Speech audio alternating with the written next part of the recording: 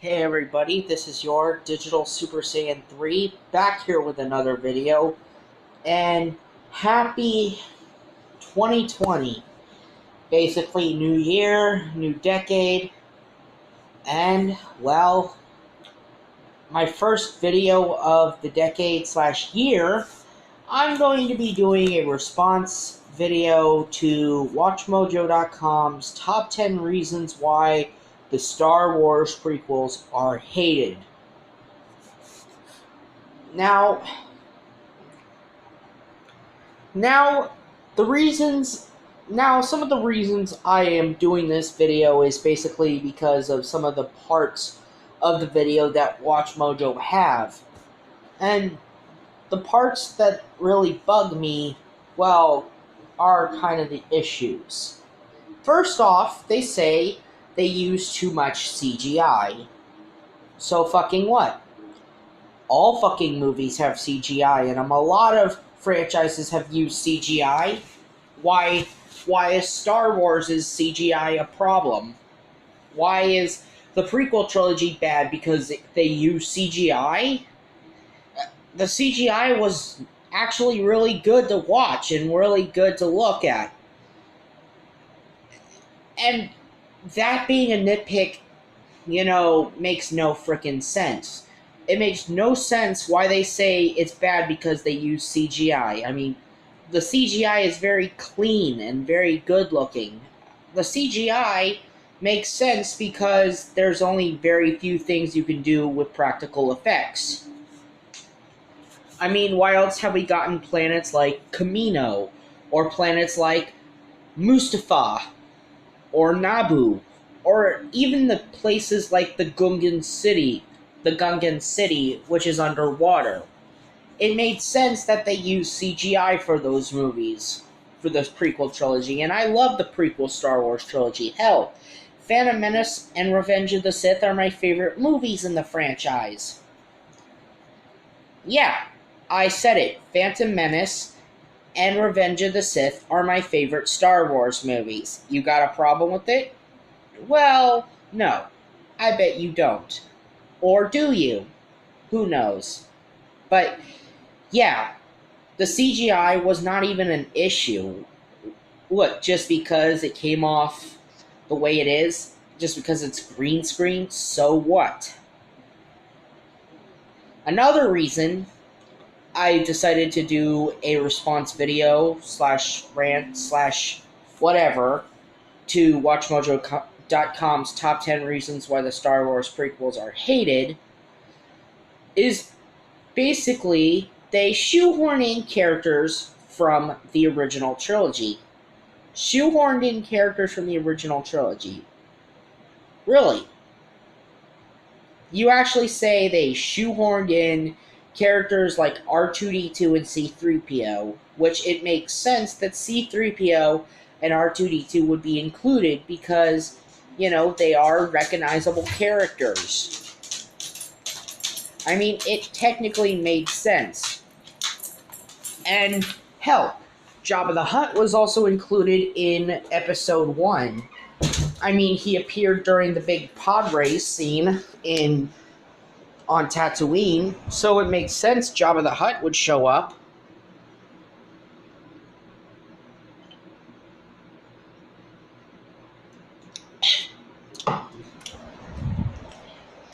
And plus, to say that they shoehorned in characters of the original trilogy is ridiculous. Would that mean that Yoda was shoehorned in? Even though it was a given that Yoda would appear in these movies? Or the fact that they had Chewbacca in Episode 3, despite the fact that it made sense that Chewbacca would appear because his home planet was attacked by the droid army. Since the droid army did this shit a lot during the Clone Wars, attacking people's planets. It would kind of make sense that the droid army would invade the Wookiee home planet. And you're saying that, did we really need to see Chewbacca's home planet? I think that's a stupid argument that you guys made, and it's totally fucking ridiculous. I don't think they shoehorned in characters of the original trilogy. I mean, if they were included in there, so it would make sense they would appear in these movies. Because I don't think they feel shoehorned in, especially since R2-D2, I mean, during the escape from Naboo, he basically helped the Jedi and Queen Amidala escape from Naboo in Episode 1. And he was involved with Anakin throughout the prequel trilogy and helping Anakin a lot. Next up, they basically go on to talk about bad acting. Basically, wanting to insult people like Natalie Portman, Sam Jackson. Oh, but the pièce de résistance, we also gotta talk shit about the child actors. And mainly, we gotta dump on Hayden Christensen. First off, I actually enjoyed Hayden Christensen as Anakin Skywalker. It kind of made sense that Anakin would be this reckless, naive guy.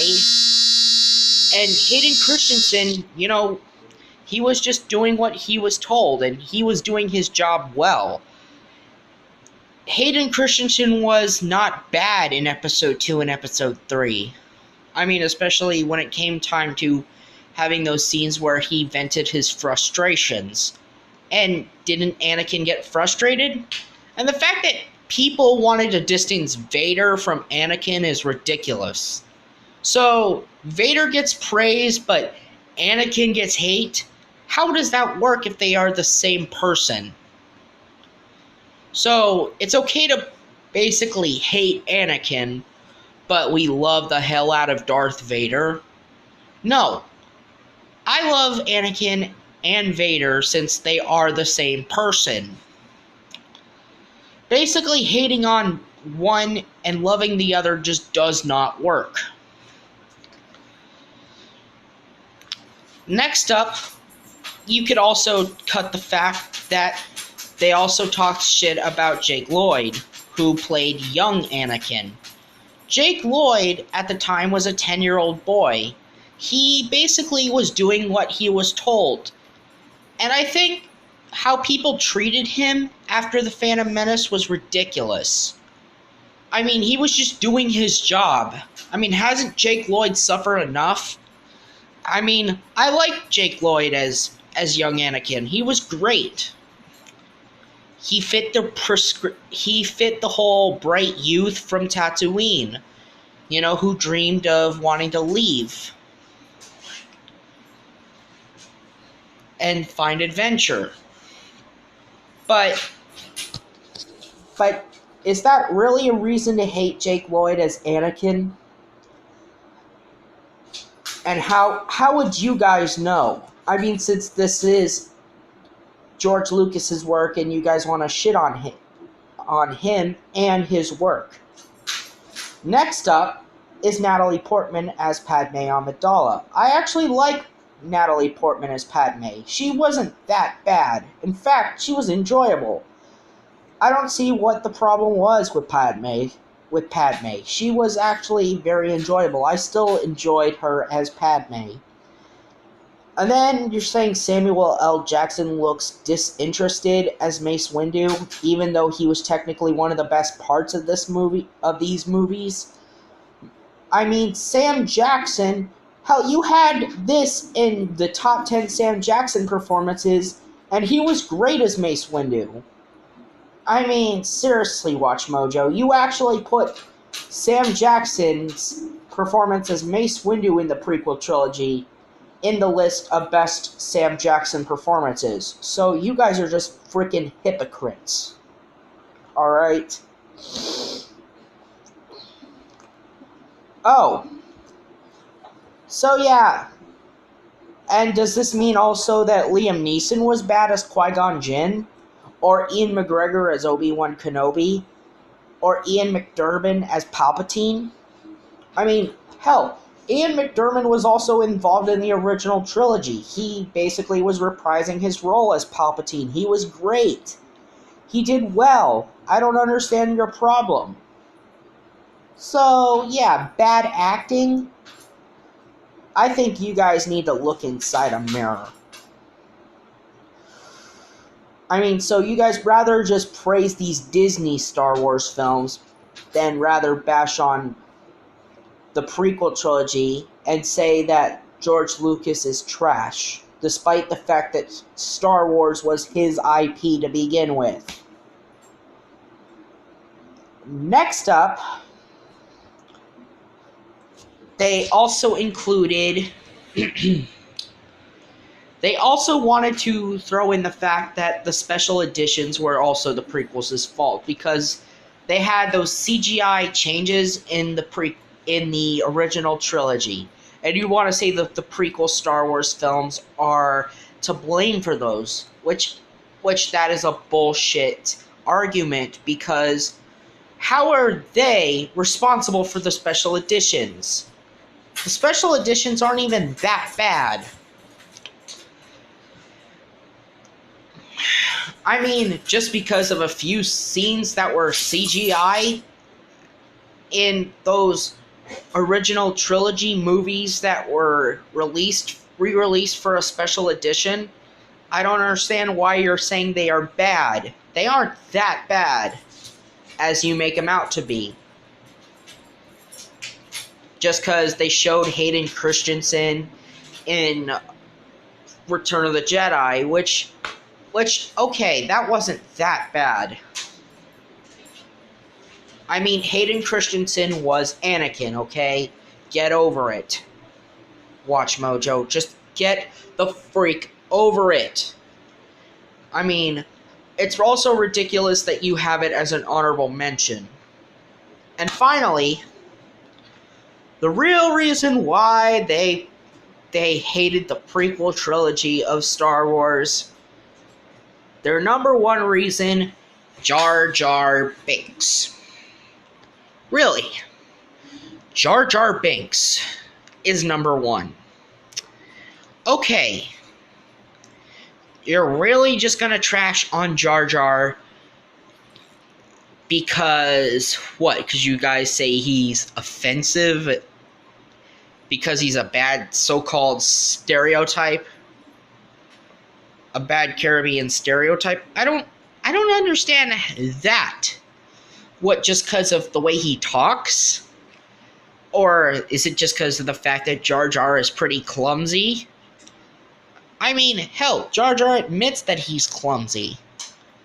So, yeah, saying that it's a big flaw, that one character exists, brings the entire movie down, like, so, Watch Mojo, you think just because Jar Jar was brought in the Phantom Menace, you think it ruins the entire movie? It's ridiculous to say that one character ruins an entire movie. It's stupid. It's very fucking stupid, Watch Mojo. And this whole video was probably one of the worst videos Watch Mojo ever done. The 10 reasons why the Star Wars prequels are hated is bullshit. It's a bullshit video just for Watch Mojo to continue some stupid fucking trend with these prequel-hating original trilogy purists. I mean, the original trilogy, it has its flaws too. Doesn't any Star Wars movie have flaws? Why are the prequels being labeled and singled out? What about the Disney movies? Don't they got flaws? Don't the original trilogy have flaws? Anyway, this has been your Digital Super Saiyan 3, and I'll see you next time for my January pay-per-view review.